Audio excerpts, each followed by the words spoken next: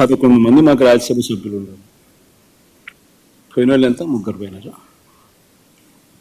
సాయిరెడ్డితో కలుపుకుంటూ 4 పోయినారు. బేసిక్లీ పోయే ప్రతి ఒక్కరికి కూడా నేను ఒకటే మాటే చెప్తా, రాజకీయాలలో ఉన్నప్పుడు క్యారెక్టర్ ఉన్నాను, క్రెడిబిలిటీ అనే పదానికి అర్థం తెలిసిందాను. రాజకీయాలలో ఉన్నప్పుడు కాలర్ ఎగరేసుకొని చెప్పాలి, ఫలానోడు మా నాయకుడు అని. అది ముఖ్యమంత్రి అయినా సరే, ఎమ్మెల్యే ఎంపీ అలాంటి ఆయనైనా సరే, ఎమ్మెల్యే అయినా ఇలాంటి అయినా సరే, ఎవరి గురించి అయినా కానీ ఇట్లా గొప్పగా చెప్తాం.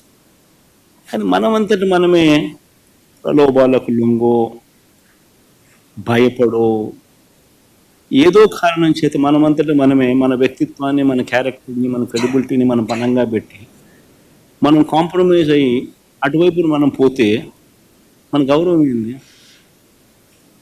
మన వాల్యూ ఏంది, మన క్యారెక్టర్ ఏంది, మన క్రెడిబిలిటీ ఏంది? ప్రతి ఒక్కరూ రాజకీయాల్లో ఉన్నప్పుడు ఆలోచన చేసుకోవాలి. ఈ కష్టం అనేది ఎల్లకాలం ఉండదు. డెమోక్రసీ అంటేనే 5 years. మ్యాక్సిమం నీకున్న కష్టకాలం 5 years. 5 years if you can just hold on, then your time will come. One should always have the patience, always have the character and credibility within ourselves to stand up. అది సాయిరెడ్డికైనా అంతే, పోయిన 3 ఎంపీలకైనా అంతే. ఒకవేళ నువ్వు చెప్తా అన్నట్టు ఇంకా ఒకడో అరో ఇంకా పోయే కార్యక్రమం జరిగితే వాళ్ళకైనా ఇంతే.